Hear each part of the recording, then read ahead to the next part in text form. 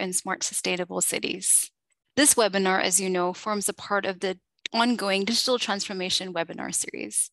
We're pleased to announce that this webinar is being organized by the ITU together with UN Water and the World Meteorological Organization. This webinar will delve into the concept of digital water, leveraging technologies such as IoT, digital twin, and AI to improve the delivery of water services within smart cities in alignment with Sustainable Development Goal 6. Without further ado, let us begin the webinar. But before we do, please do type in the chat your name and where you're from. So let us now begin. We're privileged to have Mr. Anoy-san, the Director of the Telecommunications Standardization Bureau at the ITU, in our midst today. Without any delay, I would like to pass him the floor for the opening remarks. Over to you, sir. Thank you, colleagues and friends. It is my great pleasure to welcome you to this 22nd episode for our webinar series on digital transformation. Let me thank our co-organizers, UN Water and WMO, as well as all our speakers and everyone joining us online. We highly appreciate your contributions to this important discussion. Next Wednesday, we will observe World Water Day, and the UN Water Conference is set to begin on the same day, making our discussions today very timely. We expect that 68% of the global population will live in cities by 2050, equaling to the 80% increase in urban water demands over the demands seen today. This highlights why it's so important that cities become smart and sustainable in how they use their precious water resources. An ITU focus group on smart water management, active from 2013 to 2015, delivered valuable guidance on the role played by digital technologies in this arena and associated opportunities and challenges. It also delivered a set of key performance indicators to assess the impact of digital technologies when applied to water management. I would also like to bring your attention the ITU's standards L.1500, which supports city and government officials in identifying high potential use cases of digital technology to adapt to climate change, including with respect to water sensing and early warning systems. We are now looking at how 5G systems could contribute to smart water management. This is under study in a focus group on digital agriculture supported by ITU and FAO. This group is working toward new international standards to support more productive and sustainable farming with the help of the technologies in fields such as AI and the Internet of Things. It is open to all interested experts, and I very much encourage you to contribute. At today's webinar, we will explore some of the latest developments in smart water management and how cities could make the most of digital technologies in this arena. We will also look at how international standards can help us to innovate efficiently and at scale. I hope that you find these discussions engaging and informative. Thank you. Thank you. Thank you, Anoy-san, for those insightful remarks, which have set the stage for the discussions and the dialogue that lie up ahead. So to continue the opening session of this webinar, I would now like to pass the floor to Professor Jörg Lutherbacher, who is the Director of Science and Innovation and Chief Scientist at the WMO. Over to you. Thank you very much, dear colleagues, panelists, and all participants. Welcome to episode 22nd, Digital Water in Smart Sustainable Cities. I'm delighted to announce that this webinar is being co-organized by the International Telecommunication Union, ITU, the World Meteorological Organization, and UN Water and the Digital Transformation webinar series. Smart Sustainable Cities are envisaged as an innovative concept for enhancing sustainability across urban operations with the aim of improving quality of life for inhabitants. We cannot deny that water is one of the most important resources without which human survival is not possible at all. Within the smart city concept, envisioned urban water infrastructures need to further explore how emerging technologies such as artificial intelligence, Internet of Things, can be leveraged for water resource management. This webinar, therefore, comes at an opportune time to take this dialogue forward. Effective water sensing and early warning systems can help monitor relevant parameters and the safety aspects of water resources, all of which are essential to sustainable use of water in smart cities.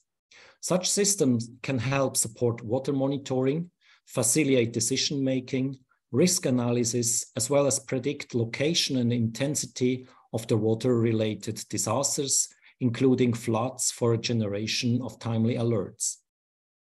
Since its establishment in December 2020, the ITU WMO UNEP focus group on AI for natural disaster management has been explored how artificial intelligence could be used for data collection and handling, improving modeling across spatio-temporal scales, and providing effective communication in the event of a disaster and hazard. As a part of the AI-centric applications for disasters, this focus group is also looking at floods among the other disaster types. WMO also closely collaborates with ITU on the development of Module 8 on smart water management under the toolkit on digital transformation for people-oriented cities and communities. Please do take a look at this toolkit in case you're interested and learning more about the widely variety of technical applications for water resource management. Colleagues will link the module in the chat. Thanks very much for that. I very much look forward to today's discussions and learning more about how we can further the dialogue on digital water applications, not only for resource management, but also for early water systems, as this is closely linked to the activities of the United Nations Early Warning Initiative that has been announced by the UN Secretary 1 year ago. I thank you all very much for your attention and wish you a fruitful webinar ahead. Back to you, Chair. Thank you, Professor Lutherbacher, for those enlightening remarks and for also highlighting the Early Warnings for All initiative and how it feeds into the space of digital water. Now I would like to pass the floor to Professor Stefan Uhlenbruck, who's Director of Hydrology, Water and Cryosphere at the WMO, and is also the key UN water representative. Over to you, sir. Thank you so much. Colleagues, also a warm welcome from my side. Pleasure to say a few opening remarks. As the moderator said, I'm actually Director of Hydrology and Water at WMO, one of the organizers, but today I will speak on behalf of UN Water. If you don't know that yet, UN Water is a coordinating mechanism for the UN when it comes to water issues, so which includes water supply and sanitation, but also bigger water resources management, water use, water-related disasters, etc. In total, there are some 38 UN agencies, some more, some less, are involved in water business, and they're also called members of UN Water. And there are some 40 plus international organizations, big NGOs, etc., who are so-called UN Water partners. Yes, so we have members and partners, and so it's quite a sizable consortium that is dealing with these issues. UN Water has been collaborating very nicely with ITU. The ITU is one of the UN Water partners, obviously, members, obviously, as a UN organization, and has been collaborating nicely with ITU on the topic of digital water. And we're also very delighted to have ITU as really as an integrated partner of this UN Water consortium. More recently, ITU, together with UN Water, but also WMO, I would like to say as WMO colleague, that there was this development of Module 8 on smart water management as part of the toolkit on digital transformation for people-oriented cities and communities. So smart water management in urban areas or in human settlements in general is absolutely critical. As the previous speaker was saying, he expected that some 60% are living in cities by 2050, if I got the numbers right. But already now we have more than 50% living in cities. In cities which are not necessarily designed for that. Some cities are growing very rapidly. They have infrastructure which has been designed sometimes decades ago, which is aging, which is not delivering the services that people need. And therefore being smarter in the approach and being smart in the management of water resources and related services is absolutely critical. That needs a lot of science, innovation, infrastructure, but also understanding people's needs. So that module will really bring you in that direction and further educate you. So I'm also delighted to see that this module, the relevance of climate proving of water infrastructure is a key topic, but also water sensing and early warning systems. Professor Jörg Lüttenbacher already mentioned the early warning initiative, an initiative that WMO is heavily involved in and co-leading this with UNDRR, but also ITU is heavily involved, is a critical initiative. And while the pillar one, I'm keeping it brief, is on understanding risks and having the necessary knowledge about risks, the second pillar is on observations and forecasting. The understanding is led by DRR, UNDRR, and WMO leads the observation and forecasting of early warning in the early warning approach. But it doesn't end with having good forecasts, even if they're hopefully based on the best data. It's absolutely critical to communicate, to disseminate the knowledge appropriately, that all members of society benefits from this knowledge, get the right alerts at the right time, and are getting prepared to making the right responses. And that's this dissemination communication pillar is led by ITU. This was it on behalf of UN Water. Very much looking forward to the next hour and learning from some of my previous friends and colleagues, speakers today, and hand over back to the moderator. Thank you. Thank you, Professor Stefan, for the remarks. And with that, we come to a close of the opening session. Now let's get down to the core panel discussion on digital water and water security, for which I would like to give the floor to Dr. Rami Fathi, who is the Vice Chairman of ITUT Study Group 20. Over to you. Thank you very much, Maithli, and good morning, colleagues. It's a pleasure to be on board. We have a very interesting panel today with a very interesting set and lineup of international experts, focusing all on different complementing angles related to what we are currently discussing today. So basically, I would like to start the session saying that as the director of the TSB kindly mentioned, that cities currently are embarking on a journey to become smart and sustainable. And why is that? We have 68% more or less of the world population is actually anticipated to live in urban areas by 2050. And that means simply that the urban demand for the water is expected to increase, and experts have estimated that this increase could actually reach the 80% mark. And accordingly, city administrators need thus to keep a close eye on the water supply, the consumption, and the different equipment and the different use cases and the different tools that would enable them to achieve these targets. And of course, emerging and new technologies like IoT, like AI, which can be tailored to a better control and manage the whole water infrastructure, is considered one of the key tools that can be used in order to achieve these targets. And to culminate the aspects of the issues at hand, natural water-related disasters also cause an enormous damage and losses every year, both economic and in terms of human lives.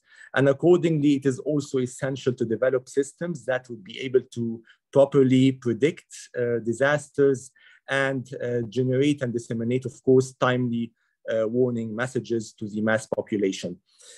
Without further ado, we have different line, as I said, different talks from world-renowned speakers. We'll start by Dr. Sebastian Boss, who is the head of Interactive and Cognitive System Group at Fraunhofer HHI, Germany, and he's also the co-chair of the focus group AI4A, focusing on using AI and Internet of Things for digital agriculture.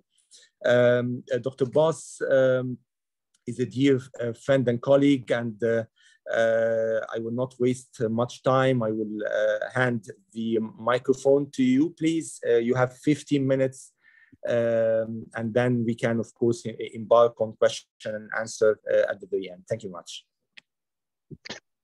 Thank you very much, Rami. Thank you for the nice introduction, and also thank you for having me. It's a great pleasure to be here with you.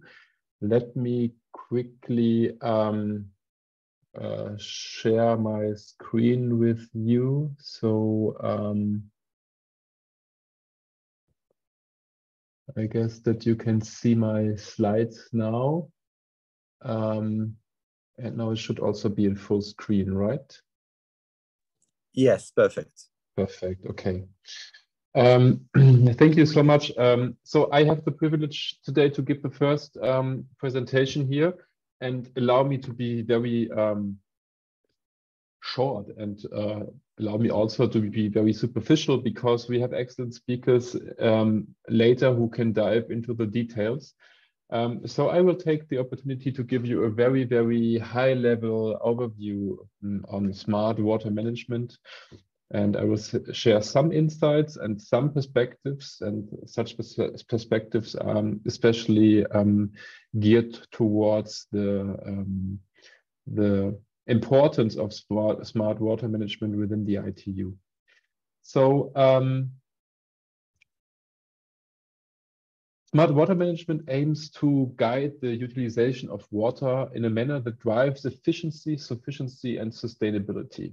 To achieve this aim, contemporary management approaches are underpinned by the integration of innovative technologies such as sensors, smart water metering, information systems, data acquisition, and obviously decision support systems.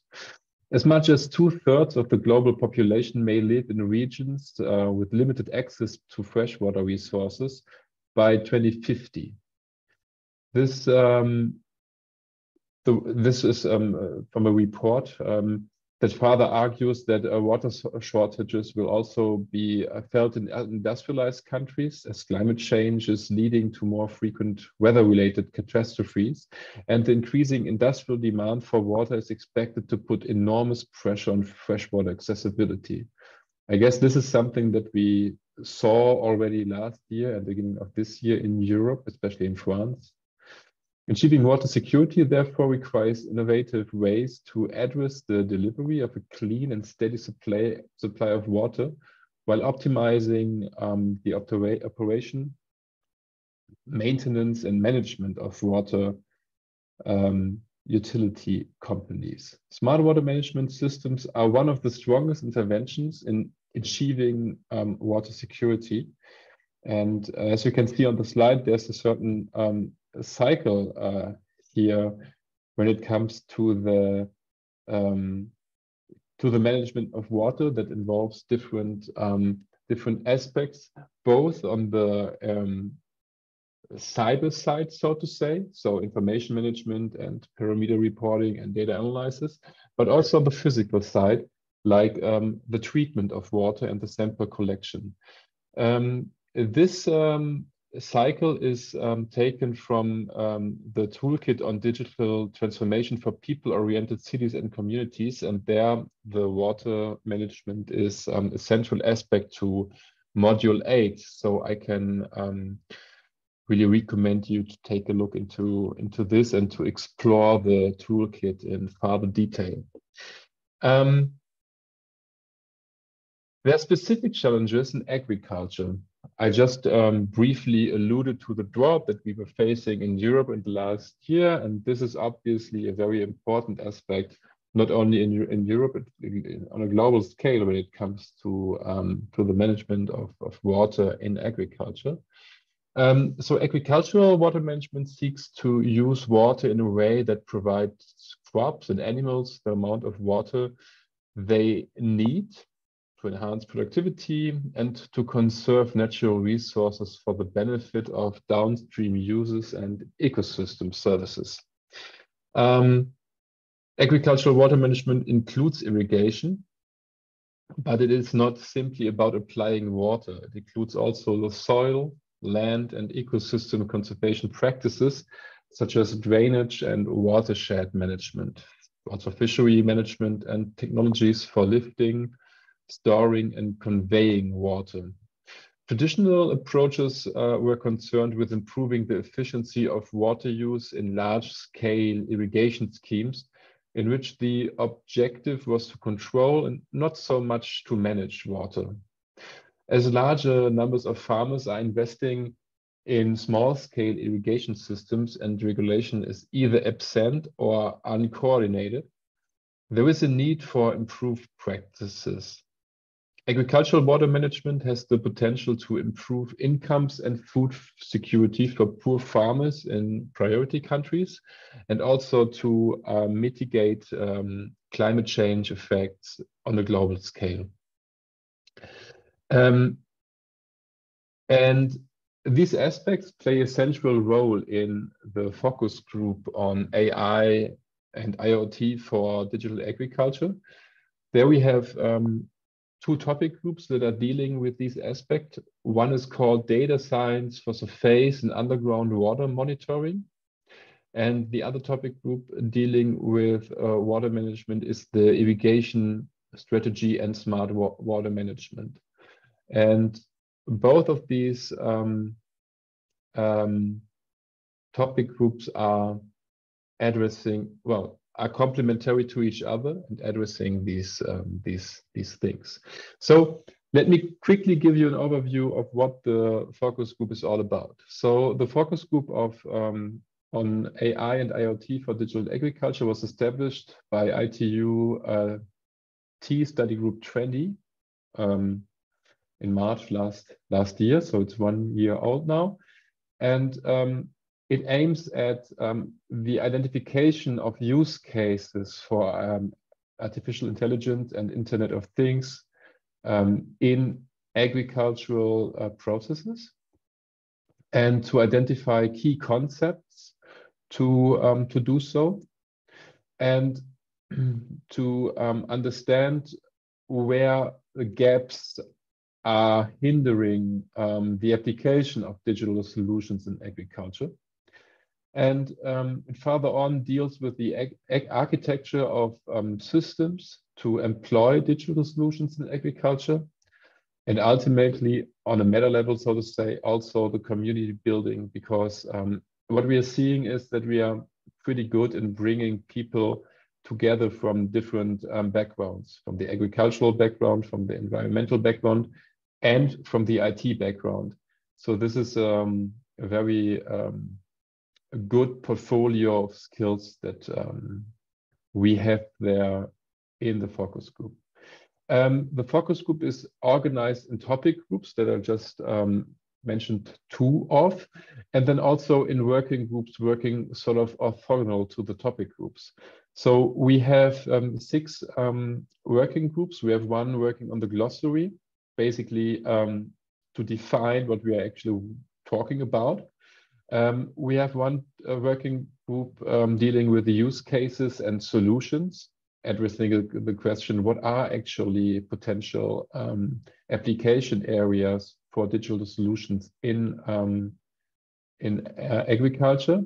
Then we have one topic group dealing with data acquisition and modeling. So how do we get the data from the physical world into the digital world, and how can we model this data then there?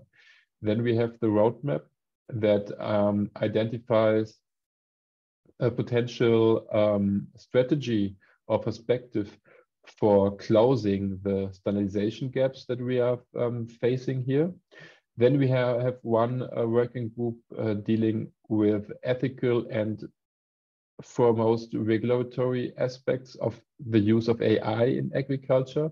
I'm certain that you heard about the AI Act by the European Union, and such developments obviously have an influence on how smart models can actually be put in use.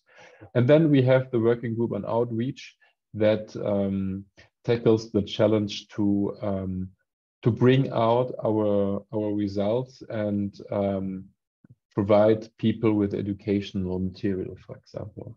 So coming back to the smart water management. So one of the goals that we have here in this focus group is to develop guidelines on the environmental efficiency of 5G or any other remote service usage in smart water management. And this will support researchers and also practitioners to measure and to improve their systems when it comes to connectivity aspects with regard to sensors and other IoT technologies in water management systems. And it contains also the recommendation of processes, best practices, and more consideration regarding the implementation, the measurement, and the verification of smart water management systems. So in general, we are working towards guidelines here that are applicable to the use of IoT, of smart sensors, of distributed sensors using 5G and other network technologies. Thank you very much. So this is just a brief outline of the work in the focus group AI and IoT for digital agriculture that relates to the topic of this webinar.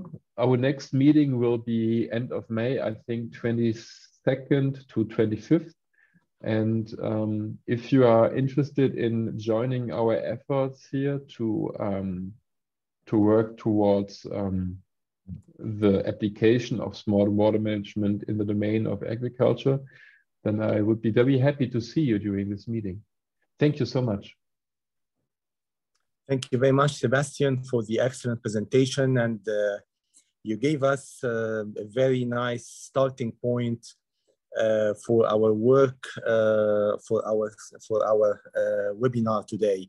I can see that no questions have been raised from the Q&A. So I would like to go right away to the next speaker. And then after we finalize all the talks of the guests that we have today, then we can engage in a more vibrant Q&A at the very end of the panel. Thank you, Sebastian, one more time. And now I'm going to introduce Professor Remco Ollenhout. He's a professor in Water Resources section, the Faculty of Civil Engineering and Geosciences, Department of Water Management at TU Delft. Over to you, sir. Yeah, thank you very much, Rami, for the introduction. Let me share my screen with you and put it on full screen. See, is this visible to you? Yes, it's clear. Thank you. Okay, great. Thank you very much again for the kind words and the introductory presentation by Sebastian, which laid the ground for the presentation that I will be giving in the next 10 minutes or so, which will be dealing with new opportunities in hydrometeorology, in particular with hydrometeorological sensing and monitoring. Now, as a hydrologist, I'm mainly studying the hydrological cycle, which you can see depicted here. This is a graph that will remind you, I guess, from your high school textbook on geography. And as a hydrologist, we mainly study the terrestrial part of the hydrologic cycle. So all the way from precipitation and evaporation, infiltration, interception, soil moisture and groundwater storage changes, all the way to runoff and discharge into the seas and oceans. Now, the main driver, obviously, behind the terrestrial hydrological processes is precipitation. And for those of you who know my work, it won't surprise you that I will be mainly focusing at precipitation today. Now, when we look at monitoring hydrological processes in general and precipitation in particular, we can observe a revolution, a data revolution that has been taking place over the past years and decades. And that, to a large extent, obviously has to do with developments in remote sensing, but also in opportunistic sensing and citizen science, as I will be showing in a minute. So we'll be quickly stepping through different types of sensors for precipitation, from in situ monitoring to ground-based remote sensing, spaceborne remote sensing, citizen science, and finally opportunistic sensing.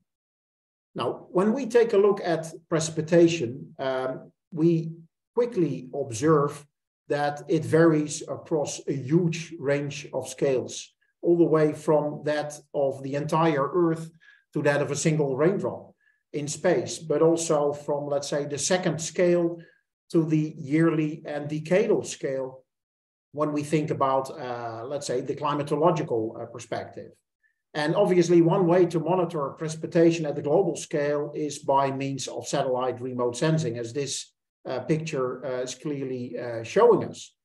And although satellites can provide a lot of very relevant information on spatial and temporal variability of precipitation at the global scale, quantitative information, deriving quantitative information from satellite remote sensing, in particular at ground level, which is where we need it as hydrologists and as end users in general, is quite cumbersome.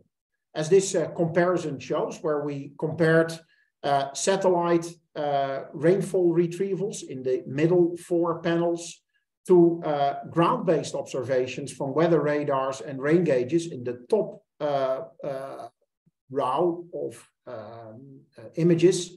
And at the bottom 4 images show you the difference between the two. And as you can very clearly see, it is not easy to estimate rainfall accurately from satellites. So on the one hand, we have this global coverage, which is definitely an asset. On the other hand, quantitative precipitation estimation from satellites remains a challenge. So as an alternative, or as a complementary source of information, we have weather radars, which obviously provide much more direct information on rainfall and also closer to the ground than satellites. But they come with their own challenges, because reflections from weather radar signals are not only caused by precipitation, but also by many other sources of backscatter, which are not directly related to precipitation. So that is definitely a challenge that we need to deal with as hydrologists. And moreover, if we look at global precipitation estimation, we can see from this image that the global distribution of weather radars is far from homogeneous, with large gaps actually occurring in South America, particularly in Africa, but also large parts of Asia. And that, of course, is a challenge for people needing precipitation information on the ground in those parts of the world. Now, obviously, we can use our precipitation sensors, our rain gauges at the ground, but what we see is that the global distribution of rain gauges is also far from homogeneous.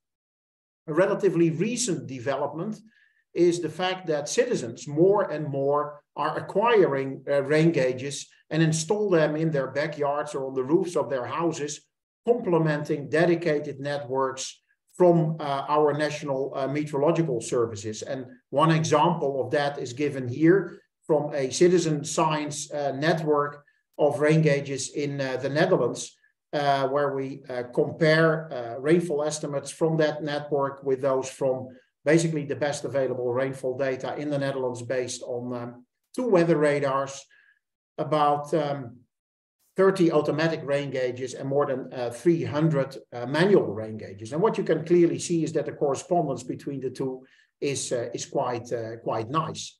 But again, the global coverage of these types of citizen science networks is far from complete. And in that perspective, the initiative of my colleague Nick van der Giesen should definitely be applauded, because together with colleagues in the TAMO consortium, the Trans-African Hydrometeorological Observatory Consortium, their aim is to deploy thousands of meteorological stations across the African continent, a continent which is definitely under-gauged or poorly gauged, as we have seen on a previous slide.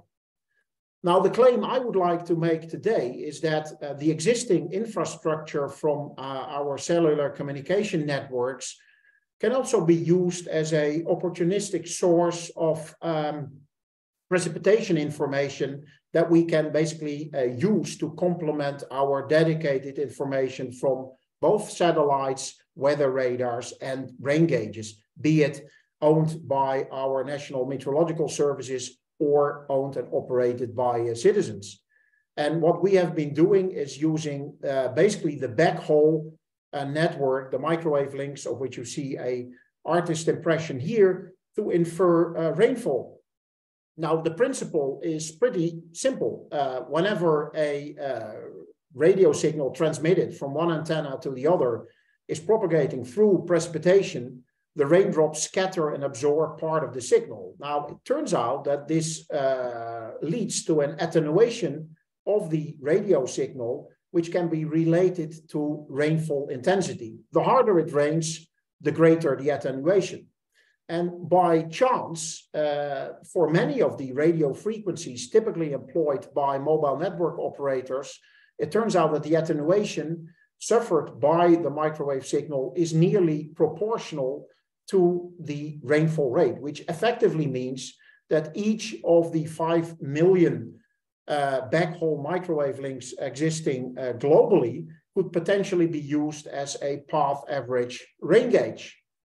Now, this shows you how this works for one country, the Netherlands, where I'm living, using a network of a few thousand microwave links on the left-hand side, where we have used each microwave link individually to estimate path average rainfall, and we have spatially interpolated that.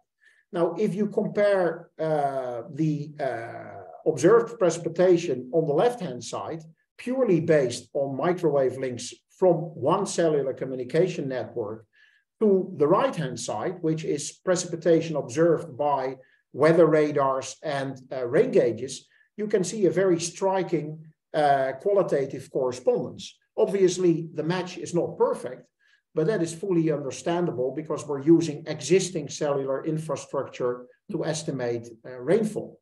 Now, this is all nice in a country like the Netherlands, where dedicated infrastructure is already pretty good.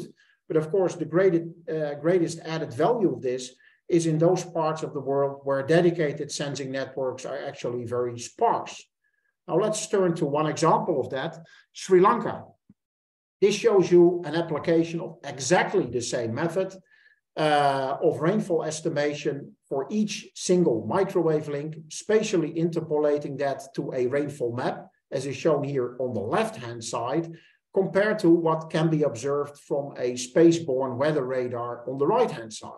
And again, you see that opportunistic sensing of precipitation leads to quantitative precipitation estimates that are actually pretty good as compared to what can be observed using dedicated sensors, in this case, a satellite. But the great advantage of the microwave links of the cellular communication network is that it will be able to provide us with imagery every few minutes or so, where in this case, the spaceborne weather radar only provides us with a snapshot on a daily basis. So that is already a very important asset. And secondly, microwave links estimate precipitation very close to the ground, which is where most end users need their precipitation information. As a final example, let's turn to Africa. This shows you an example for the city of Lagos in Nigeria, one of the largest metropolitan areas on the African continent with about 20 million inhabitants. And the top panel shows you a rainfall system moving over the city of Lagos as observed by spaceborne remotely sensed platforms, in this case, the iMerge product from the NASA JAXA mission.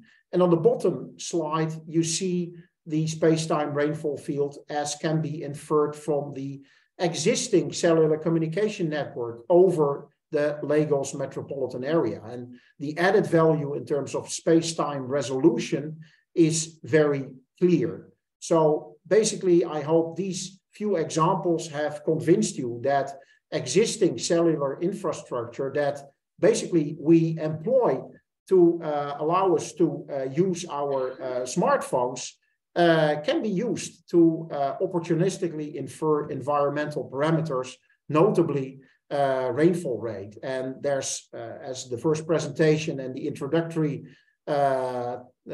presentations have also shown you a great added value of this type of information for applications in water management, in meteorology, but also in agriculture, in insurance, and other sectors. And we would be very happy to collaborate further on these issues with ITU and WMO.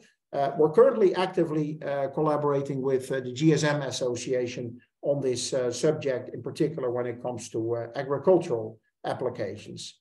And with that, I would like to thank you very much for your attention and would be happy to take any questions. Thank you. Thank you very much. Thank you very much, Professor Remco. An interesting presentation, and I think it opens yet again many potential questions. Again, I see no hands raised or no question raised from the floor in the Q&A section.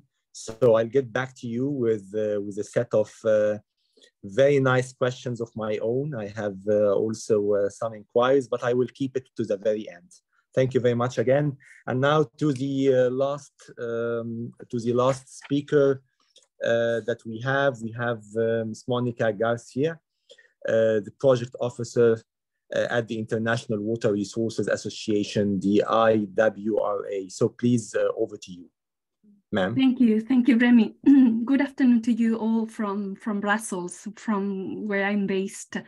First, I'd like to thank the organizers for this opportunity to present my work and the work of the International Water Resources Association in this webinar series, and also to the members of the panel for this fascinating insight. I appreciate very much. And also to the audience for attending the session. As you mentioned, my name is Monica Garcia Quesada, and I work as a project officer at the International Water Resources Association. And at IWRA, I coordinate a project entitled Smart Water Cities, which has served to examine the concept of smart water cities and the use of smart water technologies in urban contexts. And I would like to let you know about it in the next few minutes. I'm going to share my screen. Let me see. Oops. 1 second.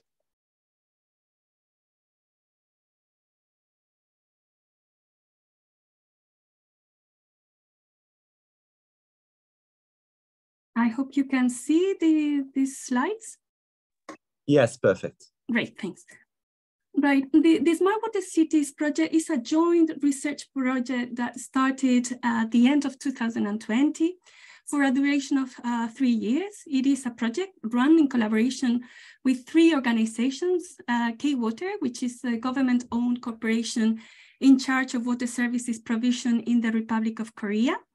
The Asia Water Council, which is a regional organization established to promote cooperation and participation in the field of water resources management in Asia, and us, the International Water Resources Association, which is a non-profit, non-governmental and scientific organization that promotes the sustainable management of water resources globally.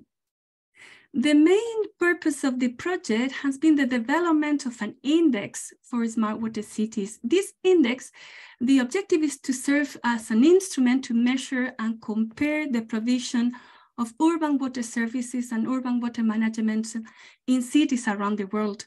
And the reason for this project is that we have observed that there are many initiatives and cases of use of smart water technologies in cities around the world. But however, we found that it is difficult to learn from cases or to scale up because we have limited information on how these initiatives compare. So our objective has been to develop an index that can help to identify key elements of a smart water city. And this index would help us to compare one case to another. And I am sure that this objective resonates with those that have been involved in the development of the toolkit on digital transformation for people-oriented cities and communities. And I'm sure you find this exercise meaningful. But before developing the index, in the first stage of the project, we wanted to understand what we meant by smart water city. And for this, in this first stage, we decided to examine the functions that water fulfills in a city. And we looked at the idea of the urban water cycle and the different roles that water fulfills within a city, and how technology can intervene at each stage. What we wanted to avoid with doing this analysis is to look at exclusively the role of technologies in the provision of drinking water and sanitation, however important they are. But then we found that this was the conventional approach to urban water, and we needed to look beyond that. And the figure that I show here in the presentation slide shows the different intervention that humans can have at different stages of the urban water cycle in rain, such as rain monitoring that we've heard about, and urban water management, low impact development, water quality, etc. With this, what we did is to provide a definition of a smart water city, which reads as this: a smart water city, we consider it to be a city that improves the quality of life of citizens by solving existing urban water problems based on various technologies and ICTs throughout the urban water cycle. In our definition of smart water city, the accent is put on how technologies can help to solve urban water needs. And we found that, of course, digital technologies can help in this endeavor, and we expect digital technologies to do so. But this was not an issue of either or, but we thought that what we wanted to stress is that digital technologies work alongside non-digital technologies in smart water cities. Also, the idea that we wanted to put forward is that smart water city includes not only solutions for conventional water management, as I mentioned, but it also refers to other areas that perhaps don't get so much attention, such as measures to restore the urban water cycle or planning practices to make cities more water friendly, or initiatives to improve intelligent water data management, etc. Once we had decided, we had understood what we meant by smart water city, the stage 2 of the project, what we did was to develop a comprehensive index of indicators to measure how smart the urban water system is. And this index aims to measure urban water in two main areas that we refer to as pillars. We have a technical pillar and a governance and prospective pillar. In the technical pillar examines the use of conventional water technologies and ICTs at different stages of the urban water cycle. The technical pillar is then divided into 3 categories that you see there, corresponding to urban water cycle, water supply and treatment, and water disaster management. This pillar has 78 indicators.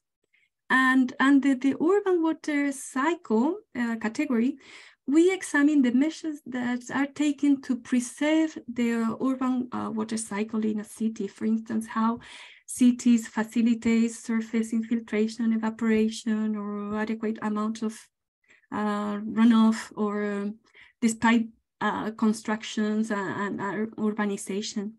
In the category water supply and treatment, we evaluate the capability of the city to monitor and maintain an adequate quantity and quality of water supply and sewage water. In the water safety category, we include indicators that evaluate the city exposure and vulnerability to water-related disasters, such as urban flooding and drought. So, for instance, when we looked, some of the indicators in this pillar measure whether the city applies smart water technologies for drinking water treatment, or if it has a smart flood warning system at the city scale. But we did not want to focus exclusively on the technical aspects, but we also examine whether the city has an appropriate institutional and regulatory setup for the management of the urban water system. And this is what the governance and prospective pillar does. It has 36 indicators, and it follows very much the works by the OECD on the principles of water governance. The pillar accounts for elements such as effectiveness, efficiency, and trust and engagement in the management of water resources at the local level. And it breaks these categories into subcategories and then into key performance indicators into indicators. After designing the index, we are currently working on the selection of a series of pilot cities where to test the index. And for this, we have recently launched a call for pilot cities. And you can see the link to this call for pilot cities on the slide. The cities that will be selected will get a full confidential diagnosis of the functioning of the urban water management and a comprehensive proposal on how to improve it, both in terms of the measures that they need to put in place to improve the capacities. This step, we hope that can help the project to improve and refine the proposed indicators and the guidelines. So to come up with a definitive version of the index that can be offered in the future to city managers and water utility providers around the world.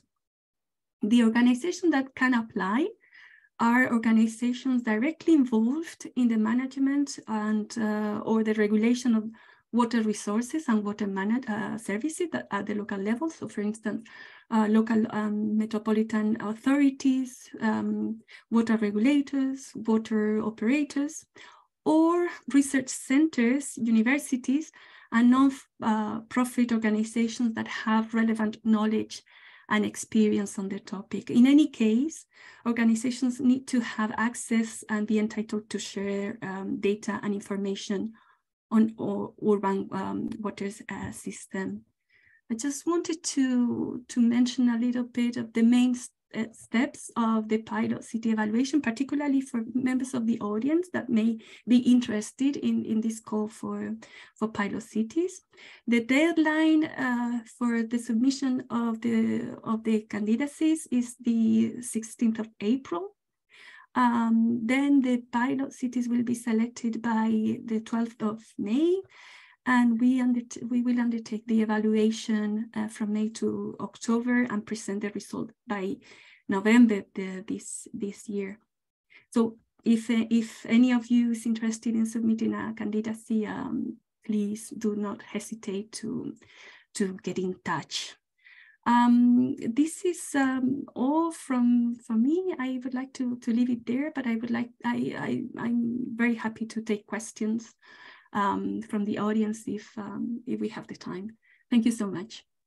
Thank you very much indeed. Thank you for the excellent presentation and for walking us through the index. It's a very interesting topic, and I believe now it's time for our Q&A. Now we have a couple of questions in the Q&A section. So the first question is about mobile data usage and how does remote warnings are disseminated? Do they have a set of any particular protocol? Do local language use in such information sharing? We have another question.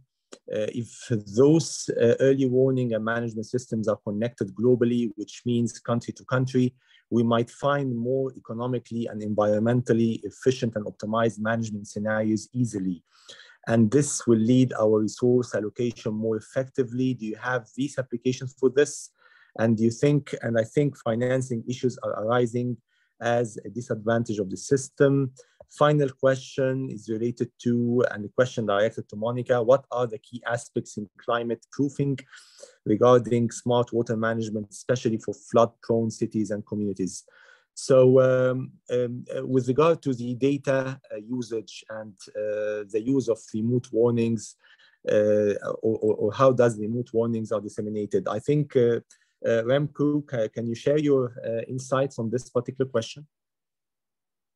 Yeah, thank you very much, Rami, and also thank you very much, Tushar, for this question. What we are working on from our side, I'm based at the university, so I'm not, let's say, involved in developing an operational early warning system for natural hazards. What we are simply doing is trying to make the microwave links in existing cellular communication networks available as rainfall monitors in our case.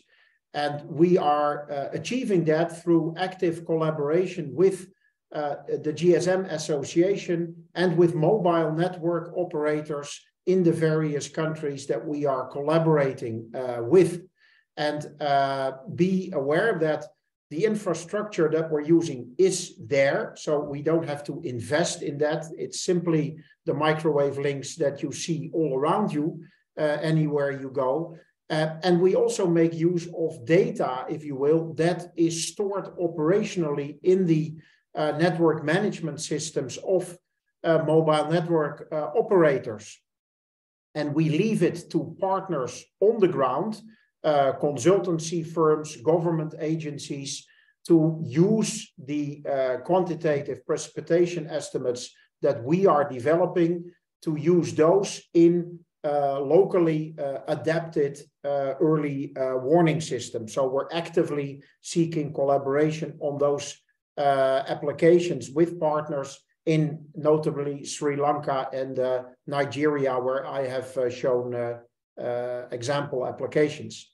So that is perhaps a short answer to the first question. I could also try to tackle the second one, Rami, if you allow me. Absolutely, absolutely. Go ahead. Yeah, thank you very much. So there is here a question. Thank you very much, Jihon, on financing issues.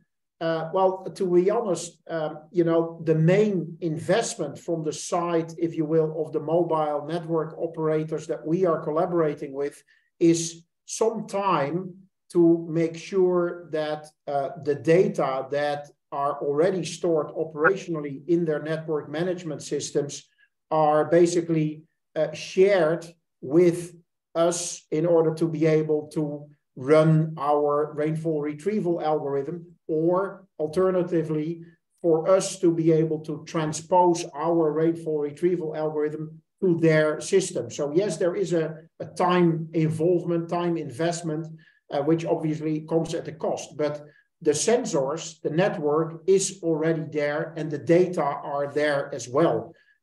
So I would say that is a great opportunity in the positive sense to take this one step further. And if you allow me, we're currently actively collaborating with partners across Europe and across the globe, actually, in a large European cost action, which is called OpenSense, for opportunistic precipitation sensing network.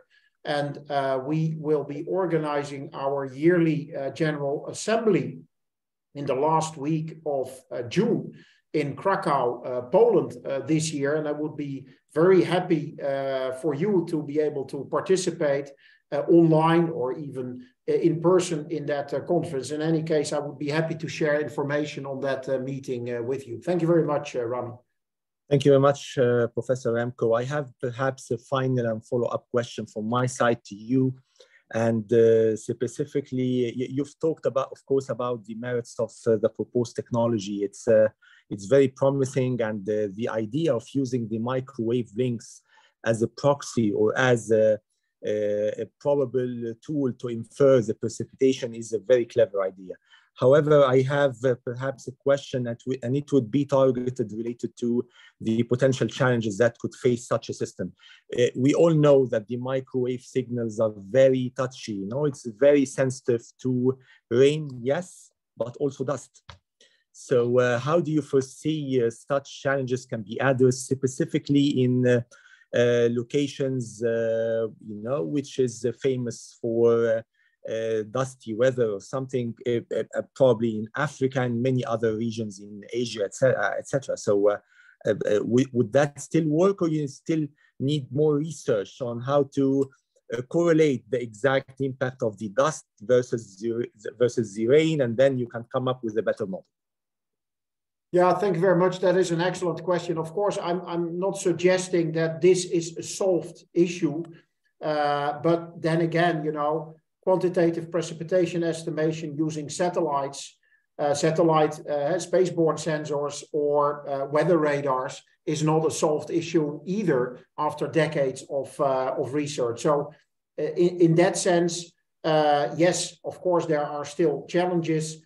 You know, there's absorption by water vapor, there could be absorption by oxygen, there could be absorption of microwaves by rain droplets on the antennas or antenna covers.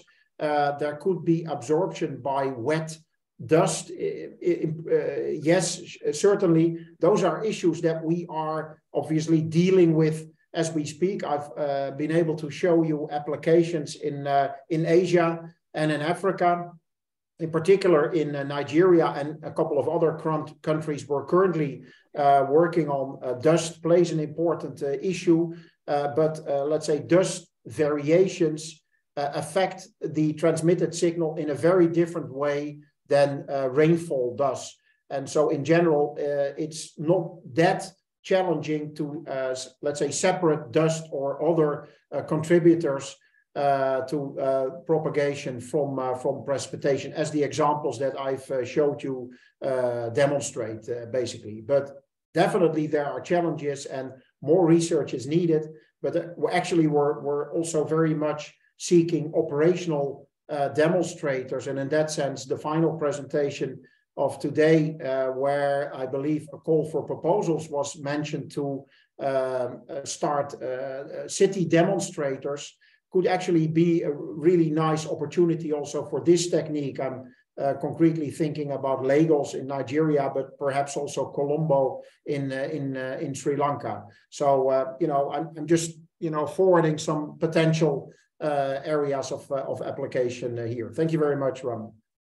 Thank you very much, Professor Remco. And now I think that would bring me to the next question. Also, I think it's very relevant now to pass the floor to Professor Sebastian Bos to share his insights as well on the issue of data fusion. I think it's a seamless handover now. So probably, as you can see, Sebastian, from Professor Remco's intervention, you need to correlate different data sets and in order to come up with a final and the meaningful true estimation, for example, for the precipitation problem or for other aspects that we are currently looking at from a water management perspective. Perhaps you can share your views on, and from the focus group perspective, how are you tackling this with the leadership team, and what are your views on the issue of data fusion, specifically on how can you merge different data modalities in IoT and AI related use cases?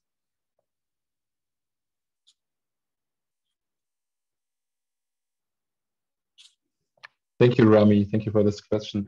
So if I understood you correctly, then you are asking me about the working modalities within the focus group and how we are working towards addressing the questions of water management and especially smarter water management.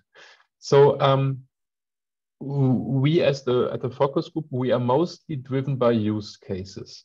And that means that we, just to make sure that we are not working from some sort of ivory tower towards some fantasized application, we take the opposite way and we ask people to provide us with use cases that are actually relevant from practice, but also from research projects, and that we take these use cases as a basis, and from this basis, we at first we establish some sort of catalog where we identify relations between different use cases, where we analyze use cases with regard to the technological challenge, with regard to the proposed solutions, and with regard to the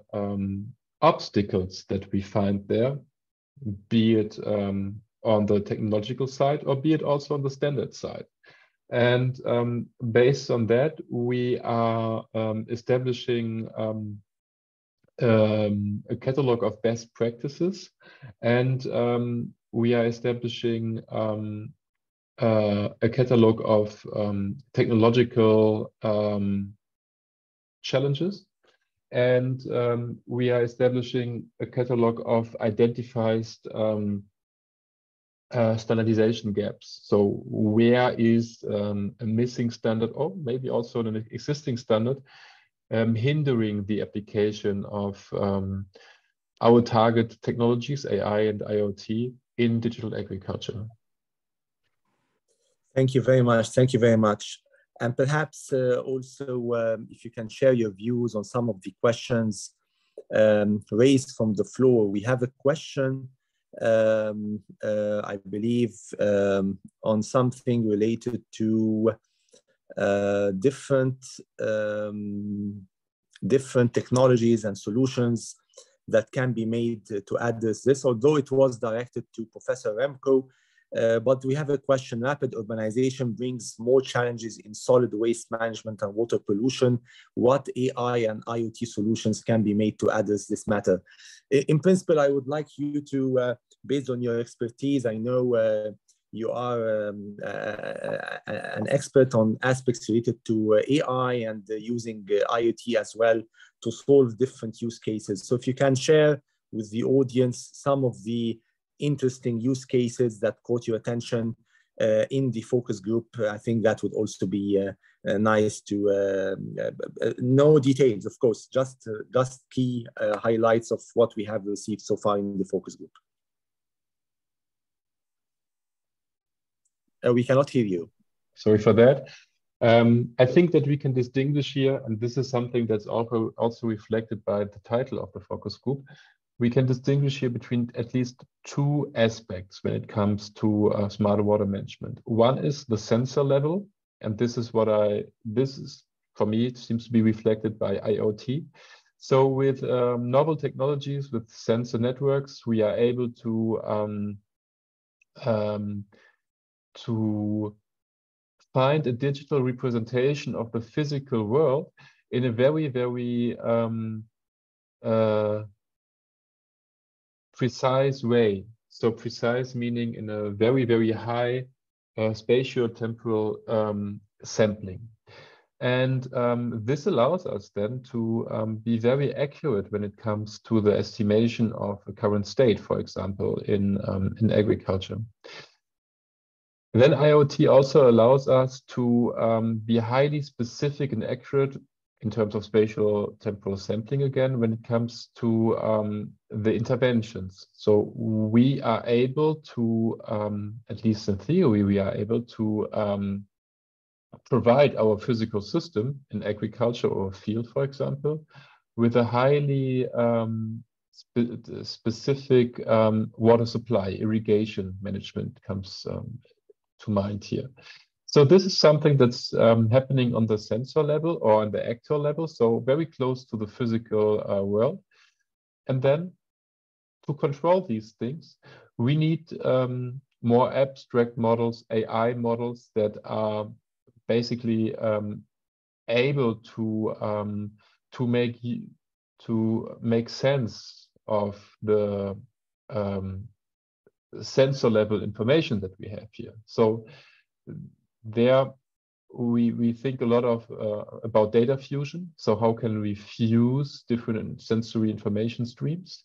How can we fuse this, for example, also with weather reports? That certainly plays a role here. And can we use AI models for temporal prediction so that we are really able to predict something that's going to be useful tomorrow or maybe the next week? Thank you very much, Dr. Boss, for the interesting intervention, and we look forward to further engagements with the focus group. So now to the final speaker, Monica. I can see that you have already added some of the questions that were directed to you. Perhaps a follow-up question, and allow me, it's a little bit basic question. On the index that you have referred to in the Smart Water Cities project, what exactly is the key purpose of this index? Is it to enable cities to self-assess themselves, for example, in terms of sustainable practices? Is it to compare different cities between each other, to rank cities? What is, how do you describe the key strategic objective behind developing the index? And another question on the process followed to develop or come up from the technical point of view, of course, to come up with the set of KPIs. Yes, they are very relevant question. Yes, the main objective is to have an instrument to provide a diagnosis of the situation in the city. For this, so what we want to do is to have this instrument as comprehensive as possible, that looks at technical aspects, at governance aspects, at water services provision, and also water management. And what we want to have is this diagnostic that can tell us how the city is doing. For this, in some cases, we expect this instrument to serve to identify gaps. We think we are finding that that cities do not have, in many cases, very comprehensive data about all the elements that the index is asking about. But we think that this can be a useful exercise as well as a gap analysis to say, okay, if we want to know more and if we want to manage water resources at the urban level, we need more data.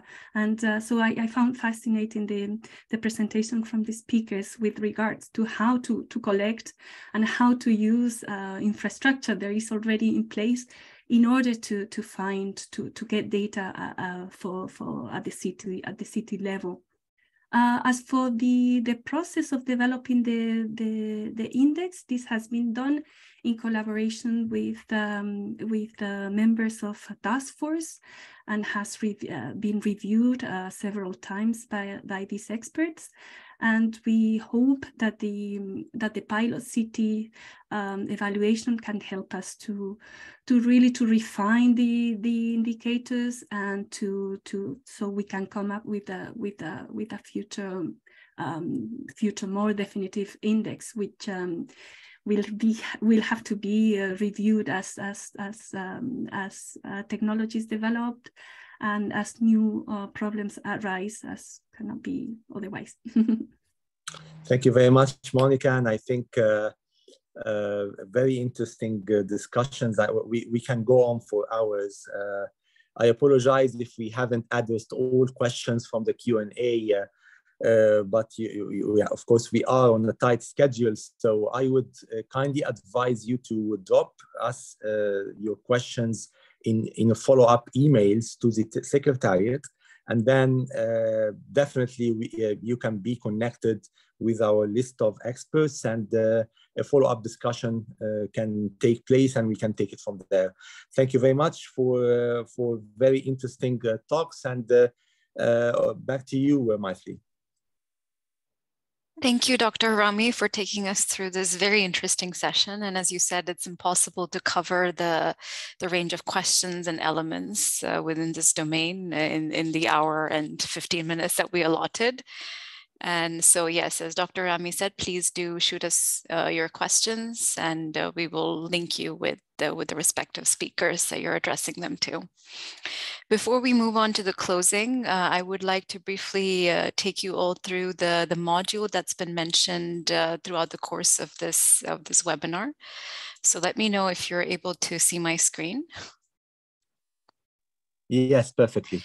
Okay, thank you so much, Dr. Rami. So just to take you through the module 8 that we've been referring to that you've heard in the opening remarks. So ITU together with UN Habitat, UNDESA, IWRA, UNECE, UNEP DTU, and UNDP have developed a module on smart water management.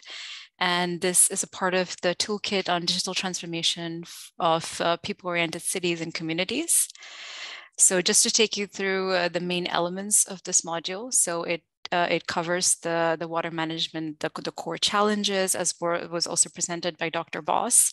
It will also take you through the current water management solutions. And last but not the least, it will look at the various smart water management tools in the context of technologies, smart water metering and sensing, a bit of which we did see today. And last but not the least, climate proofing and resilience.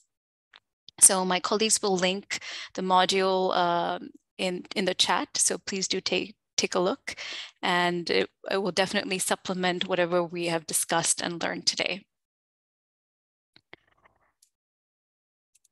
So now we'll move on to the closing. I'll be stepping in for Ms. Cristina Bueti.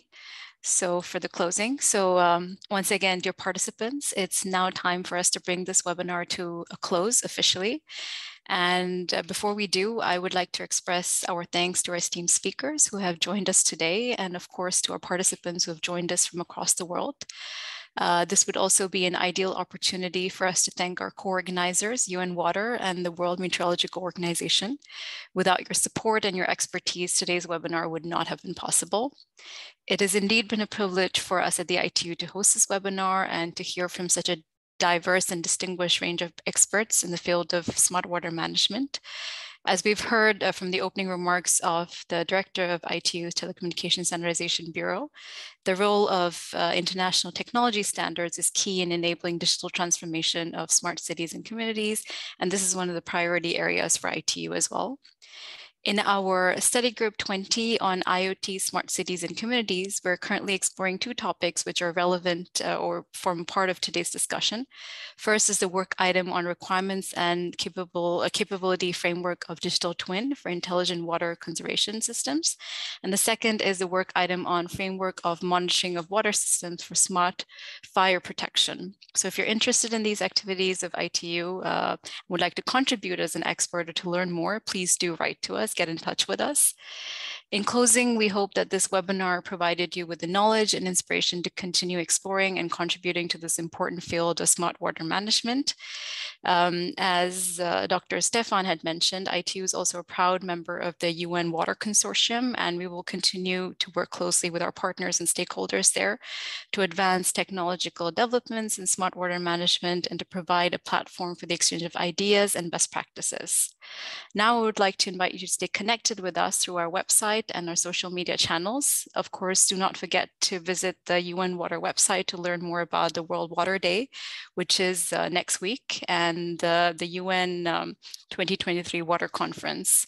Once again, thank you for your participation and engagement in this webinar. I hope to see you all at the future ITU events and webinars. Have a great day, and thank you for joining us today.